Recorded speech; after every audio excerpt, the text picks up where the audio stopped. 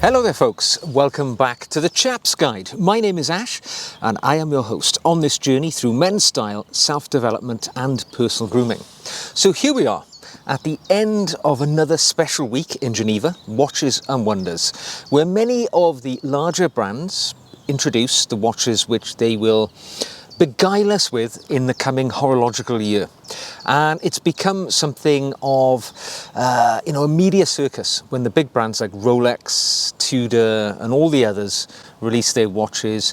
They have a run up to it these days where they show sort of teaser videos. It's all designed to be very exciting and to get us interested in their pieces.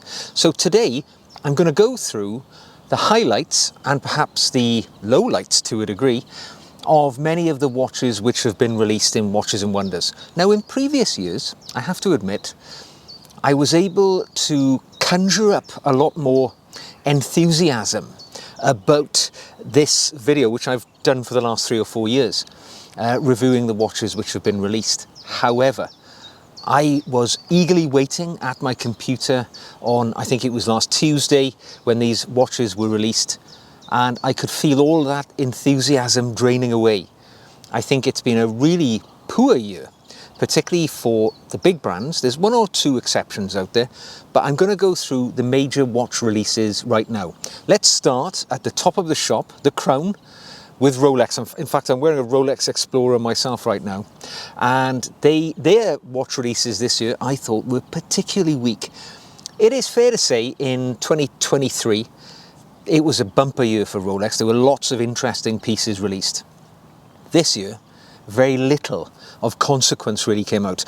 The watch which they seemed to hoist as their flagship watch of this release was the GMT Master 2 stainless steel with black and grey bezel. I don't believe it's got any sort of effective nickname at the moment, but in essence, they're just milking the GMT sort of line of watches. Again, I mean, this watch was released last year in full gold. However, this year it's come out and it's on stainless steel, as is often the case. We often see a gold watch as an initial release, then shortly afterwards it'll make its way through in a stainless model. It's not bad, I quite like it. I mean, I do wear a lot of GMT watches. I've got 2 Rolex GMT Masters, and they are probably the watches I wear the most because they're a nice size and they're just a good fit for daily life, good robust watches. So this one, I've no doubt, will be enormously popular. Maybe the only significant thing about it is the coloration. So black and grey, and its GMT hand is green. Yeah, there's not much more to say about that. About £9,500, I think it's £9,550 on the stainless steel. No doubt you won't be able to buy one. It'll be immensely popular and hard to achieve at the Rolex authorised dealer, but it's kind of, what's grey and black on a bezel? Grey is effectively a non-colour, so it's not very exciting to my eye. Moving on, this is a watch which is a little more aesthetically beautiful, I would say, but it's a watch which is not going to be attractive to many people, and it is the Rolex 1908 model, which was one of the bigger releases of 2023 in a wide range, but this year they've brought a special model out.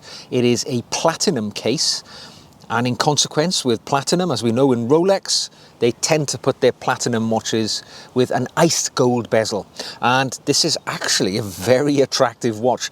The bezel is machine turned guilloche, so sort of a reptilian scale effect to look at, and I actually think it's a really, really beautiful watch. 39mm. Platinum case, got that coin edging around the bezel, paired with what appears to be an alligator strap. I think it's a really classic, elegant, beautiful man's dress watch. Could be worn in any number of situations. £26,600. Platinum, very expensive. So I don't think we'll see many of them, but still a lovely watch and an interesting addition to the 1908 range.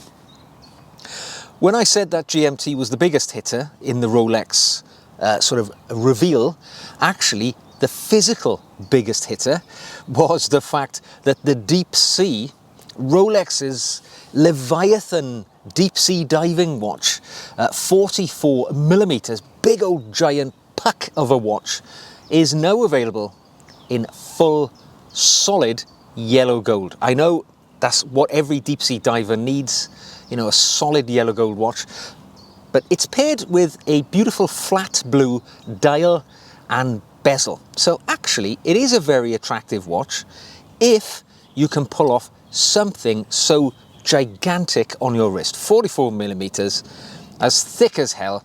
It will take you to 12,800 feet of diving capacity, and I believe the case back and some of the sort of helium escape valve fittings are made of titanium, no doubt in an effort to reduce the weight on this beast.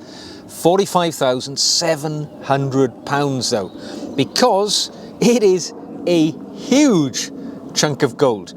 But if you are of huge physical proportions, it might be the watch that you might like if you like flashing the gold. So, moving on. That's largely as far as I'm prepared to talk about Rolex. They have introduced a number of other models or variations on models. You know, they've brought out their Sky Dweller on a Jubilee bracelet in solid yellow gold. I mean, you know, again, very large watch. Don't think it's going to be appealing to many people. A couple of variations on the day date. Again, solid precious metal watches, some slight dial changes, slate sort of ombre grey or whatever they call it. But, you know, these are not going to be widestream and appeal to the vast majority of people. Perhaps more interestingly is what Rolex did not do in the past year. They did not discontinue either of the GMT Masters, which were heavily considered likely to be discontinued, namely the Rolex Pepsi and the Rolex black-green Sprite, the left-hand drive model. Lots of people thought something would happen there. Lots of people thought the Submariner would have some sort of special model introduced, maybe a different colour ray, because it's coming up to anniversary time for the Sub. It's been around quite a while.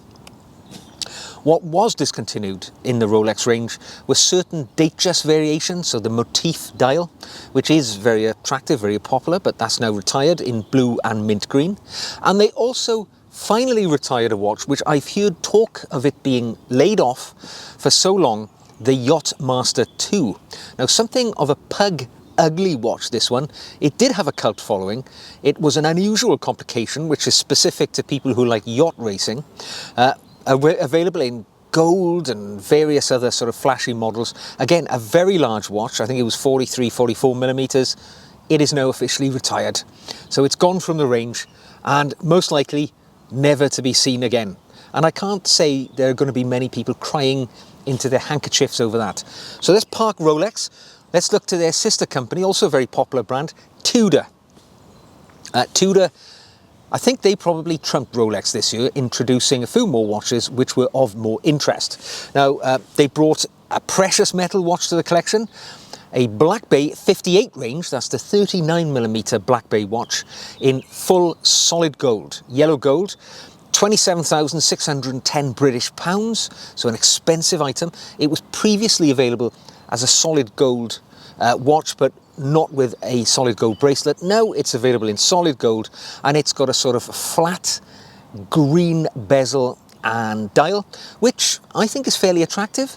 But would I really chuck nearly £28,000 into a Black Bay 58? Probably not. It doesn't appeal to me that much. Really doesn't.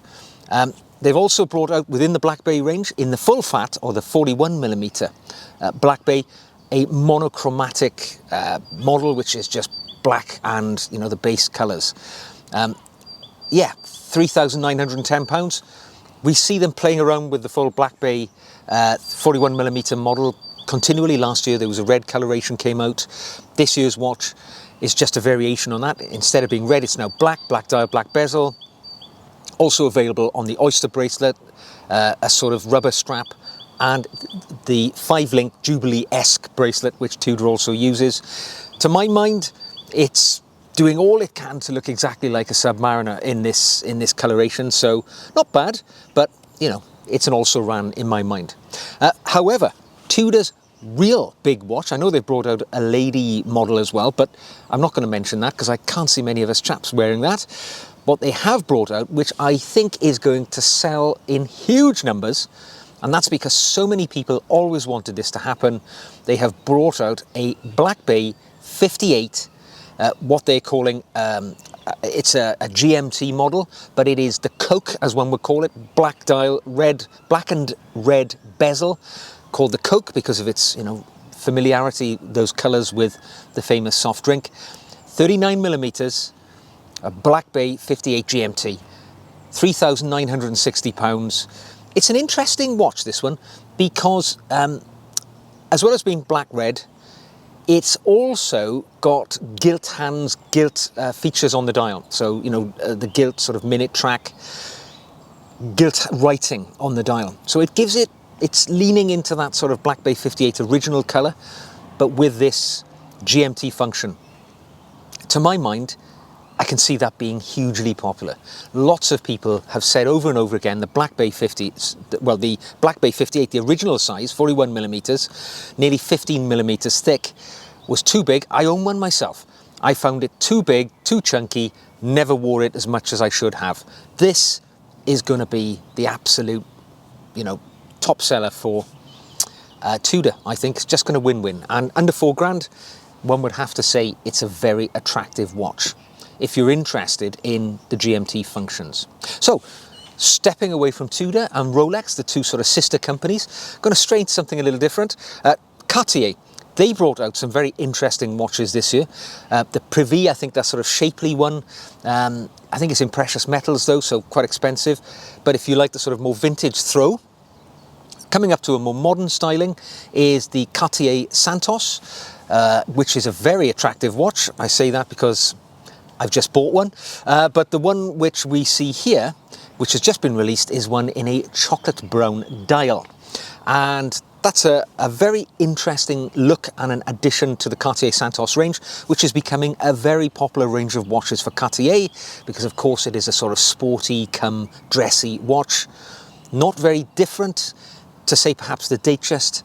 In the Rolex range, this is what I see the Cartier Santos doing for Cartier. £6,750, stainless steel case with that chocolate dial. I believe it's also available in that dial colour with some of their two-tone models as well. I can see that doing well.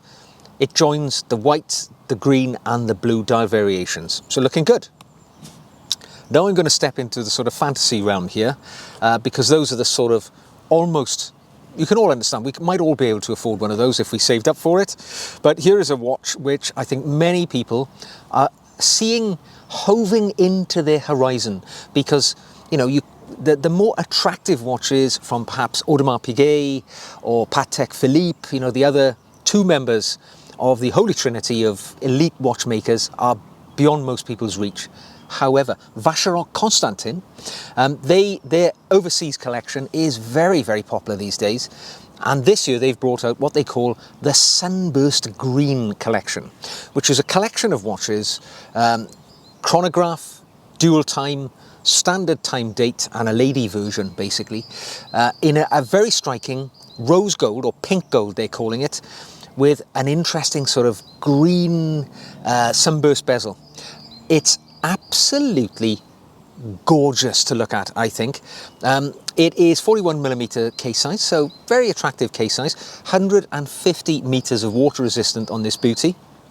Screw down crown, so making it effectively a Vacheron Constantin sort of dive watch. Price on request so far, price not officially declared, but as the stainless steel version of the Vacheron Constantin overseas starts at about £24,000, we can only imagine that these entirely rose gold models are going to be many times that.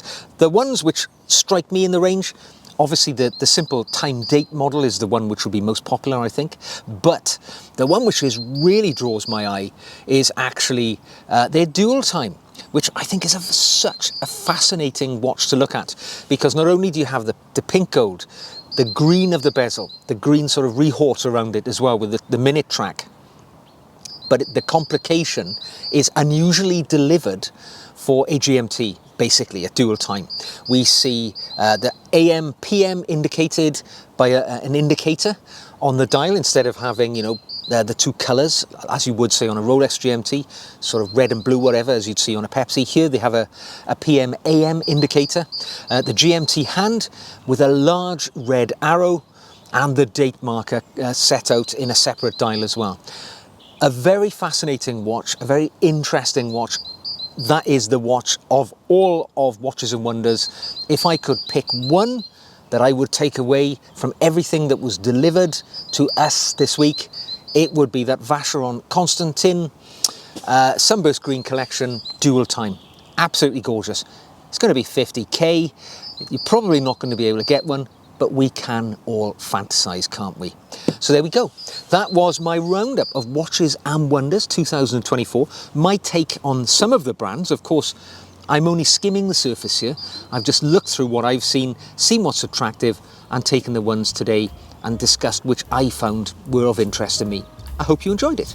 Let me know what you think the winners of Watches and Wonders were. Drop it down in the comment section below, or even drop me an email. If you've enjoyed the video, give it a thumbs up. If you'd like to see more, click subscribe. If you'd like to support the channel, you could buy me a coffee, become a patron. Patrons get extra video content, and they become very much part of the ongoing community feel that we have here at the Chap's Guide. So until the next time, wear your watch, whatever it may be, with pride and passion. And I will see you again very soon.